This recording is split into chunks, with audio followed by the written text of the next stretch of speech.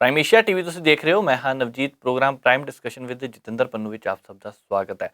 Programme ਦੀ ਸ਼ੁਰੂਆਤ ਕਰਦੇ ਹਾਂ ਸੀਨੀਅਰ ਪੱਤਰਕਾਰ ਜਤਿੰਦਰ ਪੰਨੂ ਦੇ ਸਵਾਗਤ ਦੇ ਨਾਲ। ਪੰਨੂ ਸਾਹਿਬ ਬਹੁਤ ਬਹੁਤ ਸਵਾਗਤ ਜੀ। ਪੰਨੂ ਸਾਹਿਬ, ਅੱਜ 24 ਮਈ ਹੈ ਤੇ ਸ਼ਹੀਦ ਕਰਤਾਰ ਸਿੰਘ ਸਰਾਭਾ ਹੋਣਾ ਦਾ ਅੱਜ ਜਨਮ ਦਿਨ ਮਨਾਇਆ ਜਾ ਰਿਹਾ, ਕੀ ਕਹਿਣਾ ਚਾਹੋਗੇ?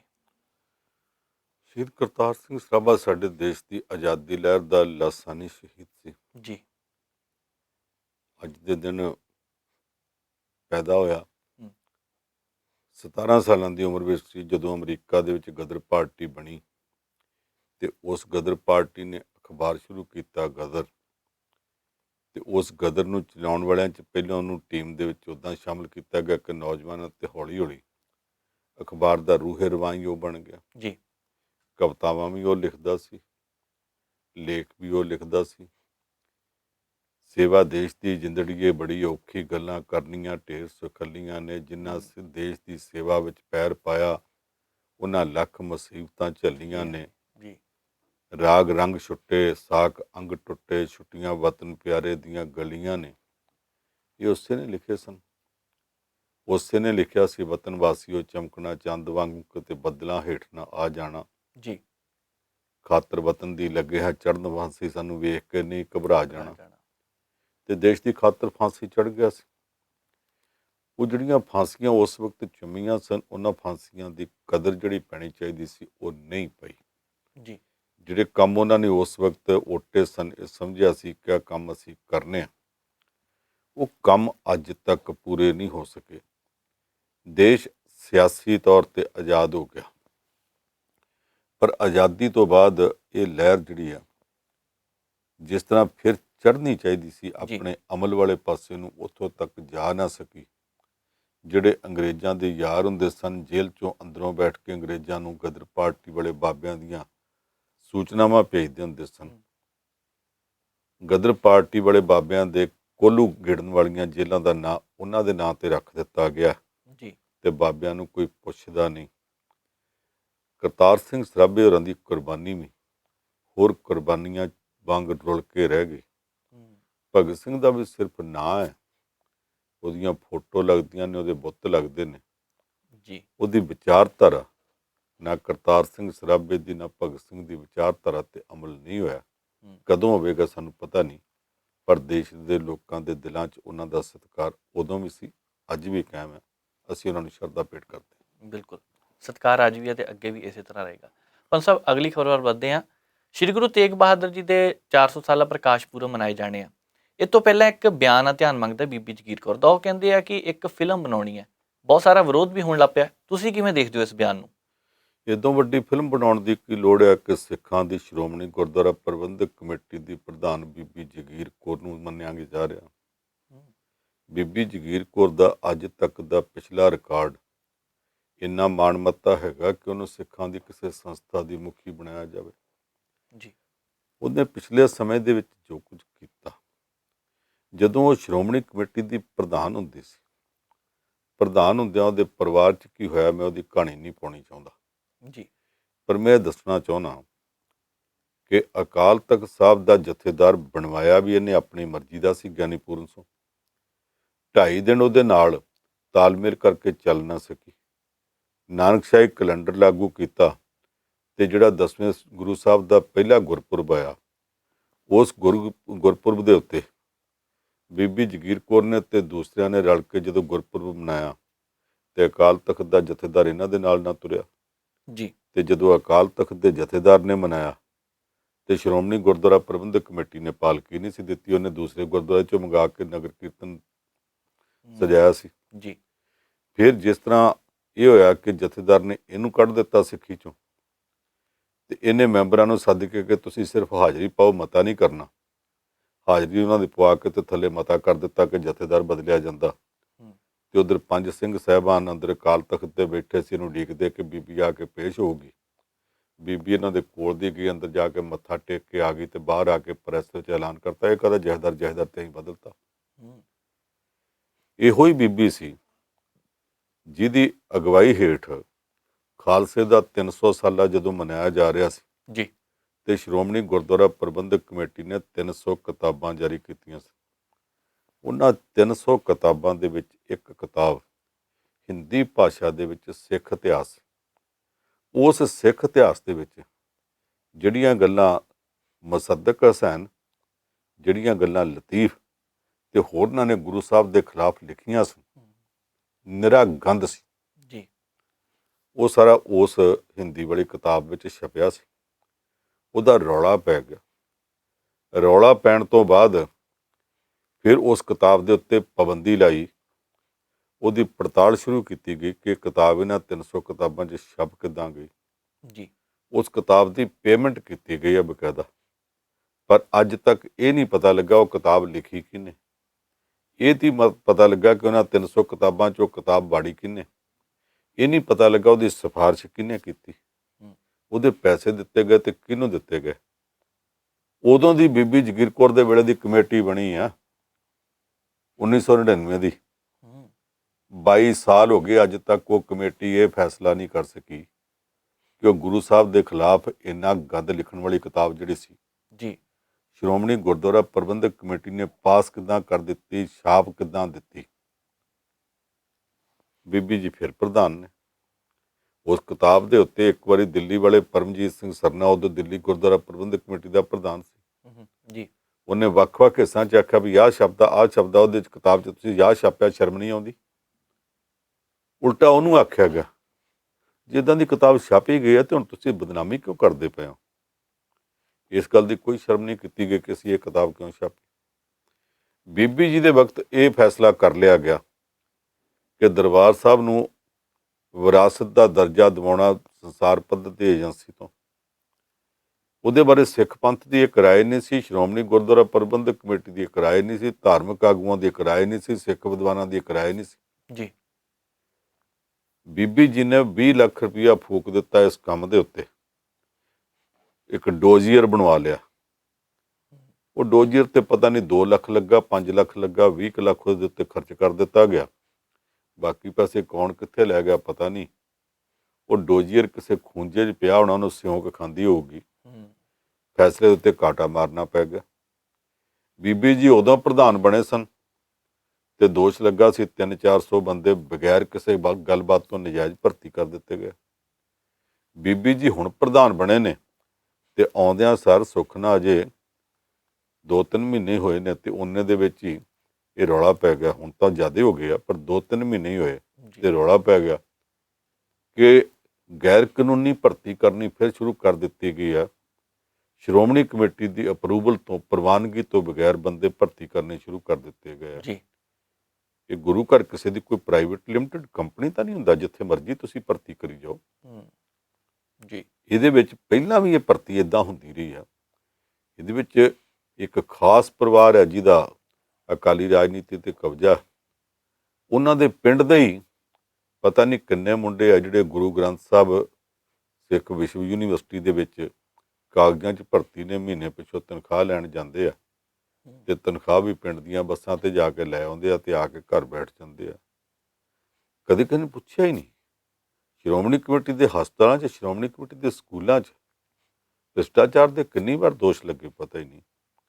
ਬੀਬੀ ਜੀ ਦੇ ਹੁੰਦਿਆਂ ਹੀ ਸ਼੍ਰੋਮਣੀ ਕਮੇਟੀ ਦੇ ਕੁਛ ਆਗੂਆਂ ਨੇ ਆਪਣੇ ਨਲਾਇਕ ਬੱਚੇ, ਜੀ ਜਿਨ੍ਹਾਂ ਨੂੰ ਕੋਈ ਕਾਲਜ ਆਪਣੇ ਕੋਲ ਦਾਖਲ ਨਹੀਂ ਸੀ ਕਰਦਾ, ਉਹਨਾਂ ਨੂੰ NRIs ਦੇ ਕੋਟੇ ਵਿੱਚੋਂ ਭਰਤੀ ਕੀਤਾ ਗਿਆ। ਜਿਹੜੀਆਂ ਸੀਟਾਂ NRI ਸਿੱਖਾਂ ਨੂੰ ਦੇਣੀਆਂ ਸੀ ਉਹ ਅਕਾਲੀ ਲੀਡਰਾਂ ਦੀ ਨਲਾਇਕ ਔਲਾਦ ਨੂੰ ਦਿੱਤੀਆਂ ਗਈਆਂ ਤੇ ਆਖਿਆ ਇਹ ਕਿ ਇਹਨਾਂ ਦੇ ਵਾਸਤੇ ਜਿੰਨਾ ਹੀ ਫੀਸ ਆਪਾਂ NRI ਤੋਂ ਲੈਣੀ ਆ ਉਹ ਇਹ ਅਕਾਲੀ ਆਗੂ ਦੇਣਗੇ। ਜੀ ਪਰ ਉਹਨਾਂ ਚੋਂ ਕਿਸੇ ਇੱਕ ਅੱਧੇ ਨੇ ਦਿੱਤੀ ਹੋਊ, ਬਾਕੀ ਸਾਰਿਆਂ ਦੇ ਪੈਸੇ ਖੜੇ ਆ। ਇੱਕ ਅਕਾਲੀ ਲੀਡਰ ਦਾ ਪੁੱਤ ਤਾਂ ਉਹ ਐਡਾ ਨਲਾਇਕ ਸੀ ਕਿ ਪਿਓ ਨੇ NRI ਕੋਟੇ 'ਚੋਂ ਸੀਟ ਲੈ ਦਿੱਤੀ ਸ਼੍ਰੋਮਣੀ ਗੁਰਦੁਆਰਾ ਪ੍ਰਬੰਧਕ ਕਮੇਟੀ ਦੇ ਮੈਡੀਕਲ ਇੰਸਟੀਚਿਊਟ 'ਚ। ਉਹਨੇ ਰੋਜ਼ ਉੱਥੇ ਰਾਤ ਨੂੰ ਚੰਦ ਚੜ੍ਹਨੇ ਸ਼ੁਰੂ ਕਰ ਦਿੱਤੇ। ਹਾਰ ਕੇ ਇੰਸਟੀਚਿਊਟ ਦੇ ਪ੍ਰਿੰਸੀਪਲ ਨੇ, ਹੈੱਡ ਨੇ ਆਖਿਆ ਕਿ ਮੈਂ ਸਭ ਕੁਝ ਬਰਦਾਸ਼ਤ ਕਰ ਸਕਦਾ, ਇਹ ਮੁੰਡਾ ਇੱਥੇ ਨਹੀਂ ਵੜੂ। ਤੇ ਉਹਨੂੰ ਅਕਾਲੀ ਦਲ ਨੇ ਟਿਕਟ ਦੇ ਕੇ ਮੁੜ ਕੇ 2 ਵਾਰੀ MLA ਬਣਾਤਾ। ਉਹਨੂੰ ਇਹ ਡਾਕਟਰ ਬਣਨ ਦੀ ਲੋੜ ਕੀ ਸੀ? ਨਾਂ ਨਾਲ ਅਜੇ ਵੀ ਉਹ ਡਾਕਟਰ ਲਿਖੀ ਜਾਂਦਾ, ਪਤਾ ਹੀ ਇੱਕ ਦਾ ਡਾਕਟਰ ਆ ਉਹ। ਇਹ ਸਾਰਾ ਕੁਝ ਬੀਬੀ ਜਗੀਰ ਕੌਰ ਦੇ ਹੁੰਦਿਆਂ ਹੋਇਆ। ਹੁਣ ਬੀਬੀ ਜੀ ਦੇ ਹੁੰਦਿਆਂ ਉਹ ਕਹਿੰਦੇ ਜੀ ਫਿਲਮਾਂ ਬਣਾਈਆਂ ਜਾਣੀਆਂ, ਗੁਰੂ ਸਾਹਿਬ ਬਾਰੇ ਫਿਲਮਾਂ ਬਣਾਉਣਗੇ। ਫਿਲਮਾਂ ਬਣਾਉਣ ਦਾ ਕੰਮ ਕੋਈ ਅਕਲਮੰਦੀ ਦਾ ਕੰਮ ਹੁੰਦਾ ਜੀ। ਜਿਹੜਾ ਬੀਬੀ ਜੀ ਦੇ ਵੇਲੇ ਦਾ ਪੁਰਾਣੇ ਡੋਜ਼ਰ ਦੀਆਂ ਗੱਲਾਂ ਨੇ, ਹੋਰ ਸਾਰਾ ਕੁਛ ਹੈ ਜਿਹਨਾਂ ਨੂੰ ਧਿਆਨ 'ਚ ਰੱਖੀਏ। ਇਹ ਫਿਲਮ ਬਣਾਉਣੀ ਕਿ ਨਹੀਂ ਬਣਾਉਣੀ, ਇਹਦੇ ਬਾਰੇ ਸਿੱਖ ਵਿਦਵਾਨਾਂ ਨੂੰ ਸੋਚਣਾ ਪਏਗਾ। ਬੀਬੀ ਜੀ ਦੇ ਹੱਥ ਦੇ ਦਿੱਤਾ ਸਾਰਾ ਕੁਝ, ਨਵੇਂ ਵਿਵਾਦ ਉੱਦਾਂ ਪੈਦਾ ਹੋਣਗੇ ਜਿਵੇਂ ਹਿੰਦੀ ਦੀ ਉਹ ਕਿਤਾਬ ਜਿਹੜੀ ਛਾਪੀ ਸੀ ਉਹਦਾ ਕਰਕੇ ਪੈਦਾ ਹੋਏ ਸੀ। ਜੀ ਜਰਾ ਸੋਚ ਲੈਣਾ ਚਾਹੀਦਾ। ਜੀ ਬਿਲਕੁਲ ਸੋਚ ਵਿਚਾਰ ਕਰਨਾ ਬਣਦਾ ਵੀ ਹੈ। ਪਰ ਸਾਹਿਬ ਅਗਲੀ ਖਬਰ ਵੱਲ ਵਧਦੇ ਹਾਂ। ਪੰਜਾਬ ਵਿੱਚ ਵੀ ਇਸ ਵਕਤ ਕਰੋਨਾ ਵਾਇਰਸ ਕਰਕੇ ਬਹੁਤ ਸਾਰੀਆਂ ਪਾਬੰਦੀਆਂ ਲੱਗੀਆਂ ਹੋਈਆਂ ਹੈ। ਦੂਸਰੇ ਪਾਸੇ ਟਰਾਂਸਪੋਰਟ ਵਿਭਾਗ ਵਿੱਚ ਜਿਸ ਤਰ੍ਹਾਂ ਕਹਿ ਲਈਏ ਭ੍ਰਿਸ਼ਟਾਚਾਰ ਦੇ ਦੋਸ਼ ਲੱਗਦੇ ਪਏ ਆ, ਇਹਦਾ ਕੀ ਕਾਰਨ ਹੈ? ਤੁਸੀਂ ਕਿਵੇਂ ਦੇ ਦਿਓ, ਕਿਉਂਕਿ ਟਰਾਂਸਪੋਰਟ ਤਾਂ ਸਾਰੀ ਬੰਦ ਹੀ ਪਈ ਆ। ਇਹ ਬੰਦ ਕਰਨ ਦੇ ਵਿੱਚ ਹੀ ਭ੍ਰਿਸ਼ਟਾਚਾਰ ਆ। ਓਕੇ, ਮੈਂ ਦੱਸ ਦਿੰਦਾ ਕਿਹੜੇ ਡਿਪੂ ਦੇ ਜਨਰਲ ਮੈਨੇਜਰ ਨੇ ਕਿੰਨਾ ਭ੍ਰਿਸ਼ਟਾਚਾਰ ਕੀਤਾ। ਭ੍ਰਿਸ਼ਟਾਚਾਰ ਇੱਦਾਂ ਕਿ ਅਸੀਂ ਅੱਗੇ ਵੇਖਦੇ ਹੁੰਦੇ ਸਾਂ ਕਿ ਪ੍ਰਾਈਵੇਟ ਕੰਪਨੀ ਦੀ ਬੱਸ ਜਾਂਦੀ, ਉਹਦੀ ਛੱਤ ਦੇ ਉੱਤੇ ਵੀ ਸਵਾਰੀਆਂ, ਪਿੱਛੇ ਵੀ ਸੀਖਾਂ ਨਾਲ ਲੋਕ ਲਮਕੇ ਆ ਜੀ, ਤੇ ਉਹਦੇ ਪਿੱਛੇ ਰੋਡਵੇਜ਼ ਦਾ ਖਾਲੀ ਪੀਪਾ ਖੜਕਦਾ ਜਾਂਦਾ ਹੁੰਦਾ ਸੀ ਤੇ ਉੱਤੇ ਲਿਖਿਆ ਹੁੰਦਾ ਸੀ ਦੇਸ਼ ਤਰੱਕੀ ਦੇ ਮਾਰਗ ਤੇ ਅੱਗੇ ਵਧ ਰਿਹਾ। ਜੀ, ਹੁਣ ਕੀ ਹੋਇਆ? ਇਹਨਾਂ ਮੈਨੇਜਰਾਂ ਨੇ ਰਲ ਕੇ ਜਿਹੜੇ ਕਮਾਈ ਵਾਲੇ ਰੂਟ ਸੀ ਉਹ ਸਰਕਾਰ ਨੂੰ ਕਹਿ ਦਿੱਤਾ ਜੀ ਕਰੋਨਾ ਵਾਇਰਸ ਦੇ ਕਰਕੇ ਆਹ ਰੂਟ ਬੰਦ ਕਰਨੇ ਪੈਣੇ, ਤੋਂ ਕਰ ਦਿੱਤੇ ਆ। ਤੇ ਜਿਹੜੇ ਨਹੀਂ ਕਮਾਈ ਵਾਲੇ, ਘਾਟੇ ਵਾਲੇ, ਉਹ ਚੱਲਦੇ ਰੱਖੇ ਆ। ਮੇਰੇ ਕੋਲ ਵੀਡੀਓ ਪਈਆਂ ਨੇ। ਮੈਨੂੰ ਪਰਸੋਂ ਵੀ ਇੱਕ ਬੰਦੇ ਨੇ ਆਖਿਆ ਜੀ, ਉਹਨੇ ਵੀਡੀਓ ਭੇਜੀ, ਕਹਿੰਦਾ ਜੀ ਅੰਮ੍ਰਿਤਸਰੋਂ ਅਜਨਾਲੇ ਨੂੰ ਇੱਕ ਅਕਾਲੀ ਲੀਡਰ ਦੀ ਬੱਸ ਜਾ ਰਹੀ ਹੈ, ਆ ਵੇਖੋ ਉਹਦੀ ਛੱਤ ਦੇ ਉੱਤੇ ਵੀ ਸਵਾਰੀਆਂ ਬੈਠੀਆਂ ਨੇ, ਭਰੀ ਪਈ ਹੈ ਬੱਸ। ਥੋੜ੍ਹੀ ਦੇਰ ਬਾਅਦ ਇੱਕ ਹੋਰ ਵੀਡੀਓ ਆ ਗਈ, ਕਹਿੰਦੇ ਜੀ ਆ ਬੱਸ ਦਾ ਨੰਬਰ ਨੋਟ ਕਰ ਲਓ, ਪਹਿਲੀ ਵਾਲਾ ਨਹੀਂ ਹੋਰ ਹੈ। ਇੱਕ ਬੱਸ ਹੋਰ ਭਰੀ ਜਾਂਦੀ ਹੈ। ਫਿਰ ਇੱਕ ਮਿੱਤਰ ਨੇ ਆਖਿਆ ਕਿ ਇੱਕ ਬੱਸ ਜੀ ਉੱਥੇ ਖਾਲੀ ਜਾ ਰਹੀ ਹੈ। ਜਲੰਧਰ ਦੇ ਵਿੱਚ, ਲੁਧਿਆਣੇ ਦੇ ਵਿੱਚ ਇਹ ਜਿਹੜੀਆਂ ਰੋਡਵੇਜ਼ ਦੀਆਂ ਖਾਲੀ ਬੱਸਾਂ ਤੁਰੀਆਂ ਫਿਰਦੀਆਂ ਨੇ ਜੀ, ਇਸ ਕਰੋਨਾ ਵਾਇਰਸ ਦੇ ਦੌਰ ਵਿੱਚ ਵੀ ਕੁਝ ਚੋਣਵੀਆਂ ਅਕਾਲੀ ਕੰਪਨੀਆਂ, ਆ ਥੋੜ੍ਹੇ ਦਿਨ ਪਹਿਲਾਂ ਲੁਧਿਆਣੇ 'ਚ ਹੀ ਉੱਥੋਂ ਪ੍ਰਵਾਸੀ ਮਜ਼ਦੂਰਾਂ ਦੀ ਬੱਸ ਬਾਹਰ ਨਿਕਲੀ ਤੇ ਫੜ ਕੇ ਚਲਾਨ ਕਰ ਦਿੱਤਾ ਗਿਆ, ਕਿਉਂਕਿ ਯੂਪੀ ਨੂੰ ਚੱਲੇ ਸਨ। ਇਹ ਤਾਂ ਜੀ ਬੱਸ ਤੋੜ ਕੇ ਭਰੀ ਸੀ। ਤੇ ਉਹਦੇ ਬਾਅਦ ਇੱਕ ਅਕਾਲੀ ਲੀਡਰ ਜਿਹੜਾ ਪਹਿਲਾਂ ਅਕਾਲੀਆਂ ਦੇ ਵੇਲੇ ਪੌਣਾ ਮੁੱਖ ਮੰਤਰੀ ਗਿਣਿਆ ਜਾਂਦਾ ਸੀ, ਹੁਣ ਕਾਂਗਰਸੀ ਸਰਕਾਰ ਵਿੱਚ ਵੀ ਉਹਦੀ ਤੂਤੀ ਬੋਲਦੀ ਹੈ ਜੀ, ਉਹਦੀ ਬੱਸ ਦੇ ਵਿੱਚੋਂ ਕਿਸੇ ਨੇ ਵੀਡੀਓ ਬਣਾ ਕੇ ਪਾ ਦਿੱਤੀ YouTube ਤੇ, ਸੋਸ਼ਲ ਮੀਡੀਆ ਤੇ ਪੈ ਗਈ। ਉਹ ਬੱਸ ਦੇ ਵਿੱਚ ਸਾਹ ਨਹੀਂ ਸੀ ਲਿਆ ਜਾਂਦਾ, ਇੰਨੀਆਂ ਸਵਾਰੀਆਂ ਸੀ। ਉਹ ਲੁਧਿਆਣੇ 'ਚ ਕਿੱਦਾਂ ਚੱਲੀਆਂ ਜਾਂਦੀਆਂ ਨੇ, ਕੌਣ ਚਲਾ ਰਿਹਾ? ਸਾਰੀਆਂ ਥਾਵਾਂ ਤੇ ਪਤਾ ਲੱਗ ਜਾਂਦਾ ਵੀ ਕੌਣ ਕੀ ਕਰਦਾ ਪਿਆ। ਆ ਪਿਛਲੇ 3-4 ਦਿਨਾਂ ਦਾ ਰਿਕਾਰਡ ਕੱਢ ਕੇ ਵੇਖ ਲੈਣ। ਇਹ ਤਾਂ ਕਰੋਨਾ ਵਾਇਰਸ ਦੇ ਨਾਂ ਤੇ ਜਿਹੜੀਆਂ ਪਾਬੰਦੀਆਂ ਲੱਗੀਆਂ, ਉਹਨਾਂ ਪਾਬੰਦੀਆਂ ਵਿੱਚ ਵੀ ਜਿਹੜੇ ਪੁਰਾਣੀ ਹੇਰਾਫੇਰੀ ਦੀ ਖੇਡ ਚੱਲਦੀ ਪਈ ਸੀ ਜੀ, ਉਹ ਅੱਜ ਵੀ ਚੱਲਦੀ ਪਈ ਆ। ਜਿਨ੍ਹਾਂ ਨੇ ਇਹੋ ਹੀ ਕੰਮ ਕਰਨਾ ਸਿੱਖਿਆ ਉਹ ਇਸ ਮੌਕੇ ਨੂੰ ਵੀ ਛੱਡ ਨਹੀਂ ਸਕਦੇ। ਉਹ ਯੂਪੀ 'ਚੋਂ ਖਬਰ ਆ ਹੀ ਗਈ ਹੈ ਨਾ, ਇੱਕ ਥਾਂ ਤੇ ਛਾਪਾ ਮਾਰ ਕੇ ਗੈਂਗ ਫੜਿਆ ਗਿਆ ਜਿਨ੍ਹਾਂ ਕੋਲ 300 ਦੇ ਕਰੀਬ ਉਹ ਚਾਦਰਾਂ ਫੜੀਆਂ ਗਈਆਂ ਜਿਹੜੀਆਂ ਲੋਕੀ ਮੁਰਦੇ ਦੱਬ ਆਉਂਦੇ ਸੀ ਤੇ ਉਹ ਜਾ ਕੇ ਪੁੱਟ ਕੇ ਤੇ ਵਿੱਚੋਂ ਕੱਢ ਲਿਆਉਂਦੇ ਸੀ ਜੀ, ਜੀ, ਤੇ ਧੋ ਕੇ ਅੱਗੇ ਵੇਚਦੇ ਸਨ। ਜਿਨ੍ਹਾਂ ਲੋਕਾਂ ਨੇ ਸਿੱਖਿਆ ਹੀ ਇਹੋ ਕੁਝ, ਉਹ ਐਸ ਪਾਬੰਦੀਆਂ ਦੇ ਵਿੱਚ ਵੀ ਕਰੀ ਜਾਂਦੇ। ਬਿਲਕੁਲ। ਪਰ ਸਰ ਪਾਬੰਦੀਆਂ ਵਿੱਚ ਹੋਰ ਵੀ ਬਹੁਤ ਕੁਝ ਚੱਲਦਾ ਹੈ ਕਿ ਬਾਦਲ ਪਿੰਡ ਵਿੱਚ ਵੀ ਰੌਲਾ ਪੈ ਗਿਆ, ਕਹਿੰਦੇ ਸ਼ਰਾਬ ਦੀ ਫੈਕਟਰੀ ਫੜ ਹੋਈ ਹੈ, ਬੜਾ ਵਿਰੋਧ ਵੀ ਹੋ ਰਿਹਾ, ਕੀ ਕਾਰਨ ਹੈ ਉਹਦਾ? ਜਦੋਂ ਪਿਛਲੇ ਸਾਲ ਸ਼ੰਭੂ ਵਾਲੇ ਬੈਰੀਅਰ ਕੋਲੋਂ ਫੈਕਟਰੀ ਫੜੀ ਗਈ, ਜੀ, ਕਾਂਗਰਸ ਦੇ 2 ਵਿਧਾਇਕਾਂ ਦਾ ਨਾਂ ਲੱਗਦਾ ਸੀ, ਦੋਵੇਂ ਆਪੋ 'ਚ ਰਿਸ਼ਤੇਦਾਰ ਵੀ ਸਨ। ਅਕਾਲੀਆਂ ਦਾ ਊੜੇ ਤੋਂ ਲੈ ਕੇ ਢਾੜੇ ਤੱਕ ਕਿਹੜਾ ਲੀਡਰ ਸੀ ਜਿਹਨੇ ਇਹ ਨਹੀਂ ਆਖਿਆ ਇਹਨਾਂ ਦੇ ਖਿਲਾਫ ਪਰਚਾ ਦਿਓ? ਤੇ ਪਰਚਾ ਦੋਵਾਂ ਦੇ ਖਿਲਾਫ ਕਿਸੇ ਨੇ ਨਹੀਂ ਦਿੱਤਾ। ਜੀ, ਦੋਵੇਂ ਸਿਰੇ ਦੇ ਬਦਤਮੀਜ਼ ਬੰਦੇ ਵੀ ਨੇ। ਇੱਕ ਬੰਦੇ ਤੇ ਪਰਚਾ ਕਰਾ ਦਿੱਤਾ ਗਿਆ, ਮੁੜ ਕੇ ਉਹ ਬੰਦਾ ਜ਼ਮਾਨਤ ਕਰਾ ਕੇ ਆ ਗਿਆ ਤੇ ਰਾਜਪੁਰੇ ਲਾਗੇ ਫਿਰ ਉਹਦੀ ਫੈਕਟਰੀ ਫੜੀ ਗਈ, ਉਹਨੇ ਨਵੀਂ ਫੈਕਟਰੀ ਲਾ ਲਈ, ਫਿਰ ਪਰਚਾ ਹੋ ਗਿਆ। ਕਹਿੰਦੇ ਜੀ ਪਰਚਾ ਇਸ ਕਰਕੇ ਹੋ ਗਿਆ ਕਿਉਂਕਿ ਪਿੱਠ ਦੇ ਉੱਤੇ 2 MLA ਨੇ। ਅਕਾਲੀ ਲੀਡਰ ਮੁੜ ਕੇ ਕਹਿੰਦੇ ਸੀ ਕਿ ਆਹ ਕੀ ਹੁੰਦਾ? ਖੰਨੇ ਲਾਗੇ ਫੈਕਟਰੀ ਫੜੀ ਗਈ, ਇੱਕ ਕਾਂਗਰਸੀ ਵਿਧਾਇਕ ਦਾ ਨਾਂ ਆਉਂਦਾ ਸੀ, ਕਹਿੰਦੇ ਸੀ ਜਾਂ ਉਹਦੇ ਉੱਤੇ ਪਰਚਾ ਦਿਓ ਜਾਂ ਮੁੱਖ ਮੰਤਰੀ ਅਸਤੀਫਾ ਦੇਵੇ। ਹੁਣ ਬਾਦਲ ਪਿੰਡ ਵਿੱਚ ਮਿੱਠੇ ਫਲਾਂ ਵਾਲੇ ਬਾਗਾਂ ਦੇ ਵਿਚਾਲੇ ਇੱਕ ਫਾਰਮ ਹਾਊਸ ਦੇ ਵਿੱਚ ਫੈਕਟਰੀ ਚੱਲਦੀ ਫੜੀ ਗਈ ਹੈ। ਇੱਥੇ ਪੰਜਾਬ ਵਿੱਚ ਇੱਕ ਰਿਵਾਜ ਹੈ, ਵੱਡੇ ਘਰਾਂ ਦੇ ਲੋਕ ਇੱਕ ਦੂਸਰੇ ਦੀ ਮਦਦ ਕਰਦੇ ਆ। ਜੀ, ਉਹ ਕੀ ਕਰਦੇ ਆ ਕਿ ਉਹਨਾਂ ਦਾ ਕਾਕਾ ਮਾੜੀ ਚੰਗੀ BA ਕਰ ਜਾਵੇ ਤੇ ਕਿਸੇ ਕਮਿਸ਼ਨ ਦਾ ਚੇਅਰਮੈਨ, ਹੋਰ ਕੁਛ ਨਹੀਂ, ਪਬਲਿਕ ਸਰਵਿਸ ਕਮਿਸ਼ਨ ਚਲਾ ਦਿਓ, ਆਪਣੀ ਮਰਜ਼ੀ ਦੇ ਮੈਜਿਸਟਰੇਟ ਤੇ ਆਪਣੀ ਮਰਜ਼ੀ ਦੇ DSP ਭਰਤੀ ਕਰੂ, ਕੱਲ੍ਹ ਨੂੰ ਕਿਤੇ ਕੰਮ ਆਉਣਗੇ। ਇਹ ਫੈਕਟਰੀ ਦਾ ਸੰਬੰਧ ਵੀ ਕਿਧਰੋਂ ਕਿਧਰ ਨੂੰ ਜੁੜਦਾ ਪਿਆ, ਪਤਾ ਹੀ ਨਹੀਂ, 100 ਗੱਲਾਂ ਨਿਕਲਦੀਆਂ ਪਈਆਂ ਨੇ। ਤੇ ਜਿਹੜੇ ਅਕਾਲੀ ਦਲ ਊੜੇ ਤੋਂ ਲੈ ਕੇ ਢਾੜੇ ਤੱਕ ਉਹਨਾਂ ਫੈਕਟਰੀਆਂ ਤਿੰਨਾਂ ਦੀ ਵਾਰੀ ਮੁੜ ਬੋਲਦੇ ਸਨ ਤੋਤੇ ਵਾਂਗ ਪਟਾਕਦੇ ਸਨ। ਅੱਜ 48 ਘੰਟੇ ਹੋ ਗਏ ਆ, ਮੂੰਹ 'ਚ ਘੁੰਗਣੀਆਂ ਪਈਆਂ, ਦੰਦਲ ਪਈ ਆ, ਉਹਨਾਂ 'ਚ ਕੋਈ ਇੱਕ ਬੋਲਿਆ ਹੀ ਨਹੀਂ। ਕਿਉਂ ਨਹੀਂ ਬੋਲਿਆ? ਜੀ ਇਸ ਕਰਕੇ ਕਿ ਬਾਦਲ ਪਿੰਡ 'ਚ ਫੈਕਟਰੀ ਫੜੀ ਗਈ, ਇਸ ਕਰਕੇ ਕਿ ਜਿਹਦਾ ਨਾਂ ਲੱਗਦਾ ਉਹਦੀ ਪਹੁੰਚ ਬੜੇ ਵੱਡੇ ਵੱਡੇ ਘਰਾਂ ਤੱਕ, ਇਸ ਕਰਕੇ ਕਿ ਜਦੋਂ ਮਾਲ ਫੜਿਆ ਗਿਆ ਤੇ ਉਦੋਂ ਪੁਲਿਸ ਵਾਲੇ ਵੀ ਤੇ ਐਕਸਾਈਜ਼ ਵਾਲੇ ਵੀ ਐਂ ਛੜੱਪੇ ਮਾਰਦੇ ਸਨ, ਬਹੁਤ ਵੱਡੀ ਚੀਜ਼ ਫੜ ਲਈ ਹੈ। ਤੇ ਜਦੋਂ ਥਾਣੇ 'ਚ ਮਾਲ ਚਲਾ ਗਿਆ, ਜਮ੍ਹਾਂ ਹੋਣ ਲੱਗ ਪਿਆ, ਤੇ ਉੱਥੇ ਗਏ ਇੱਕ ਪੱਤਰਕਾਰ ਨੂੰ ਇੱਕ ਨੁੱਕਰ 'ਚ ਬਿਠਾ ਦਿੱਤਾ ਗਿਆ। ਬਾਅਦ ਵਿੱਚ ਪਤਾ ਨਹੀਂ ਕਿੱਦਾਂ ਛੁੱਟਿਆ।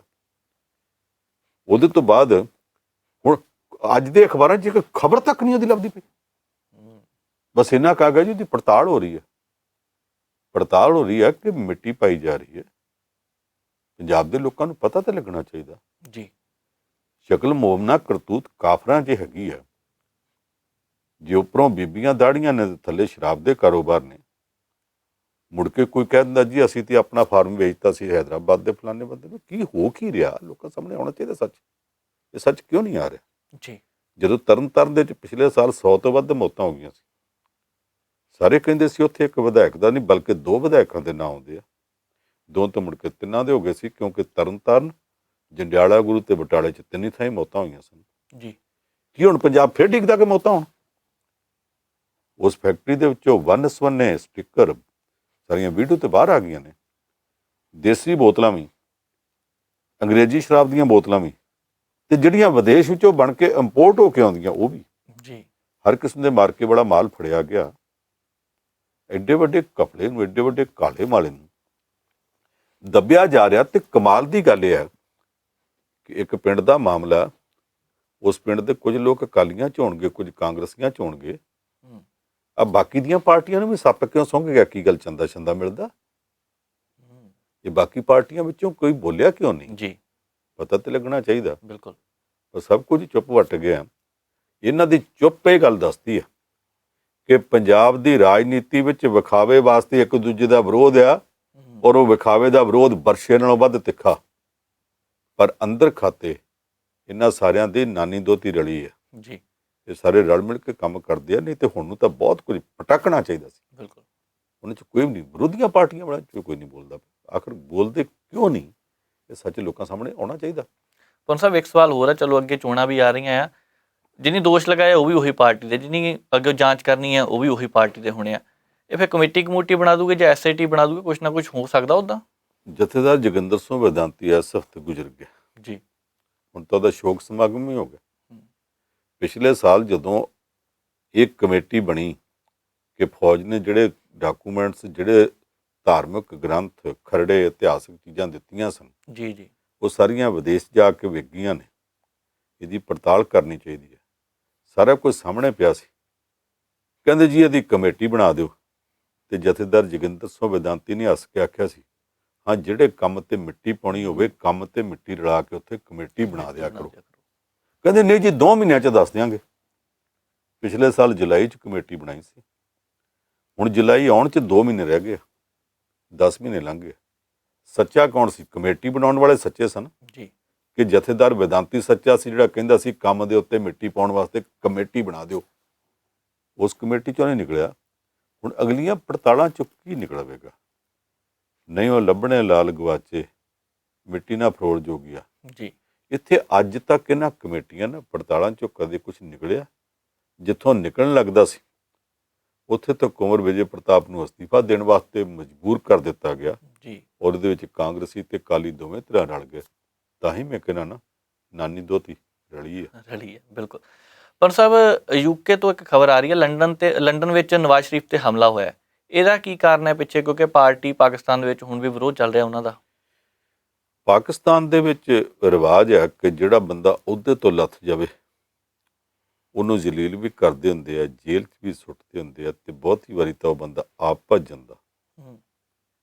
ਨਹੀਂ ਭੱਜਦਾ, ਕਈ ਵਾਰੀ ਜੇਲ੍ਹ 'ਚ ਸੁੱਟ ਦਿੱਤਾ ਜਾਂਦਾ ਤੇ ਕੋਈ ਦੂਸਰਾ ਦੇਸ਼ ਵਿੱਚ ਪੈ ਕੇ ਤੇ ਉਹਨੂੰ ਆਪਣੀ ਜ਼ਿੰਮੇਵਾਰੀ ਤੇ ਵੀ ਇੱਥੋਂ ਚੁੱਕ ਕੇ ਲੈ ਜਾਂਦਾ। ਜੀ, ਇਹ ਵੀ ਗੱਲਾਂ ਹੁੰਦੀਆਂ ਨੇ।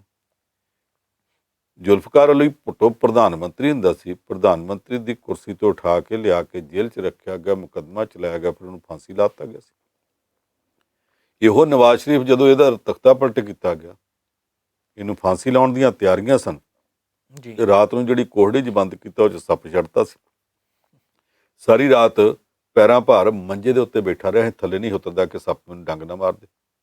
ਅਗਲੇ ਦਿਨ ਤੱਕ ਖਾੜੀ ਦੇ ਇੱਕ ਦੇਸ਼ ਦੇ ਕਰਾਊਨ ਪ੍ਰਿੰਸ ਨੇ ਆ ਕੇ ਸਮਝੌਤਾ ਕਰਕੇ ਇਹਨੂੰ ਇੱਥੋਂ ਚੁੱਕਿਆ, ਪਰਿਵਾਰ ਸਮੇਤ ਤੇ ਉੱਥੇ ਲੈ ਗਿਆ ਸੀ। 10 ਸਾਲਾਂ ਦੀ ਜਲਾਵਤਨੀ ਦਾ ਸੌਦਾ ਸੀ, ਕਿੱਥੇ ਨਹੀਂ ਆਊਗਾ। ਜੀ ਹੁਣ ਇਮਰਾਨ ਖਾਨ ਦੀ ਸਰਕਾਰ ਨੇ ਆ ਕੇ ਪਹਿਲਾਂ ਉਹਨੂੰ ਜੇਲ੍ਹ ਸੁੱਟਿਆ। ਜੇਲ੍ਹ ਦੇ ਵਿੱਚ ਕਹਿੰਦੇ ਆ ਕਿ ਉਹ ਬਿਮਾਰ ਨਹੀਂ ਸੀ, ਬਿਮਾਰ ਕੀਤਾ ਗਿਆ। ਨਵਾਜ਼ ਸ਼ਰੀਫ ਨੂੰ ਮੈਂ ਕੋਈ ਸ਼ਰੀਫ ਸ਼ਰੂਫ ਨਹੀਂ ਮੰਨਦਾ। ਜੀ ਜਦੋਂ ਉਹ ਕੁਰਸੀ ਤੇ ਸੀ ਉਹ ਕਿਹੜਾ ਘੱਟ ਕਰਦਾ ਰਿਹਾ, ਤੇ ਜੇ ਕੱਲ ਨੂੰ ਆ ਗਿਆ ਤਾਂ ਉਹਨੇ ਕਿਹੜੀ ਘੱਟ ਗੁਜ਼ਾਰਨੀ ਆ। ਪਰ ਜਦੋਂ ਇੱਥੋਂ ਮਾੜੀ ਜੀ ਜ਼ਮਾਨਤ ਮਿਲੀ ਤੇ ਆਖਿਆ ਮੈਂ ਇਲਾਜ ਕਰਾਉਣ ਵਾਸਤੇ ਲੰਡਨ ਜਾਣਾ, ਤੇ ਲੰਡਨ ਇੱਕ ਵਾਰੀ ਗਿਆ, ਮੁੜ ਕੇ ਉਹ ਵਾਪਸ ਹੀ ਨਹੀਂ ਆਇਆ। ਹੁਣ ਉੱਥੇ ਬੈਠਾ। ਕੱਲ ਉਹਦੇ ਪੁੱਤਰ ਦੇ ਦਫ਼ਤਰ ਵਿੱਚ ਜਿਸ ਤਰ੍ਹਾਂ ਮੂੰਹ ਸਿਰ ਢੱਕ ਕੇ ਬੰਦੇ ਆਏ ਆ, ਉਹ ਸਾਫ਼ ਹੀ ਦਿਸਦਾ ਕਿ ਨਵਾਜ਼ ਸ਼ਰੀਫ ਦੇ ਉੱਤੇ ਜਾਂ ਹਮਲਾ ਕਰਨ ਆਏ ਜਾਂ ਉਹਨੂੰ ਡਰਾਉਣ ਵਾਸਤੇ ਆਏ ਆ। ਜੀ ਜਦੋਂ ਪੁਲਿਸ ਨੂੰ ਫੋਨ ਖੜਕਾਇਆ ਤੇ ਉਹ ਭੱਜ ਗਿਆ। ਪਾਕਿਸਤਾਨ ਦੀ ਰਾਜਨੀਤੀ 'ਚ ਇਹਦੇ ਨਾਲ ਭੁਚਾਲ ਆਇਆ ਪਿਆ ਕਿ ਨਵਾਜ਼ ਸ਼ਰੀਫ ਨੂੰ ਮਾਰਨ ਦੀ ਕੋਸ਼ਿਸ਼ ਕੀਤੀ ਗਈ ਹੈ। ਅਜੇ ਤਾਂ ਨਵਾਜ਼ ਸ਼ਰੀਫ ਜਿਉਂਦਾ ਇਸ ਹਮਲੇ ਤੋਂ ਬਚ ਗਿਆ, ਪਰ ਜੇ ਪੰਜਾਬੀ ਵਾਲਾ ਮੁਹਾਵਰਾ ਕਿ ਨਵਾਜ਼ ਸ਼ਰੀਫ ਵੀ ਪੰਜਾਬੀ ਆ ਨਾ। ਸਾਡੇ ਇੱਥੋਂ ਤਰਨ ਤਾਰਨ ਦੇ ਲਾਗੇ ਆ ਖਡੂਰ ਸਾਹਿਬ ਦੇ ਲਾਗੇ ਪਿੰਡ ਆ ਜਾਤੀ ਉਮਰਾ, ਇੱਥੋਂ ਹੀ ਉੱਠ ਕੇ ਗਿਆ ਜੀ ਤੇ ਉੱਥੇ ਜਾ ਕੇ ਵੀ ਇਹਨੇ ਲਾਹੌਰ ਦੇ ਲਾਗੇ ਜਾਤੀ ਉਮਰਾ ਪਿੰਡ ਹੀ ਵਸਾਇਆ। ਇਹ ਪੰਜਾਬੀ ਆ ਤੇ ਉਹਨੂੰ ਇਹ ਪਤਾ ਵੀ ਇੱਕ ਹਮਲੇ 'ਚੋਂ ਬਚ ਗਿਆ, ਦੂਜਾ ਹੋ ਜਾਊਗਾ, ਦੂਜਾ ਨਹੀਂ ਤੀਜਾ ਸੀ। ਜਿਨ੍ਹਾਂ ਜ਼ੁਲਫਕਾਰ ਅਲੀ ਭੁੱਟੋ ਨਹੀਂ ਛੱਡਿਆ, ਬੱਕਰੇ ਦੀ ਮਾਂ ਕਿੰਨੀ ਕੁ ਦੇਰ ਤੱਕ ਖੈਰ ਮਨਾਊਗੀ, ਮੁੜ ਕੇ ਫਿਰ ਇੱਕ ਵਾਰੀ ਉਹਨੂੰ ਪੈਣਗੇ। ਅਜੇ ਸੌਖਾ ਨਹੀਂ ਛੱਡਣਗੇ। ਜੀ ਪੰਨੂ ਸਾਹਿਬ, ਬਹੁਤ ਬਹੁਤ ਧੰਨਵਾਦ ਖਬਰਾਂ ਦੀ ਚਰਚਾ ਕਰਨ ਲਈ। ਸੋ ਇਹ ਸੀ ਨਾਮਵਰ ਪੱਤਰਕਾਰ ਜਤਿੰਦਰ ਪੰਨੂ ਜੀ, ਜਿਨ੍ਹਾਂ ਨੇ ਖਬਰਾਂ ਤੇ ਚਰਚਾ ਕੀਤੀ। ਕੱਲ ਫਿਰ ਮਿਲਾਂਗੇ। ਮੈਨੂੰ ਨਵਜੀਤ ਨੂੰ ਦਿਓ ਇਜਾਜ਼ਤ। ਦੇਖਦੇ ਰਹੋ ਪ੍ਰਾਈਮ ਏਸ਼ੀਆ ਟੀਵੀ, ਤੁਹਾਡਾ ਆਪਣਾ, ਤੁਹਾਡੇ ਲਈ।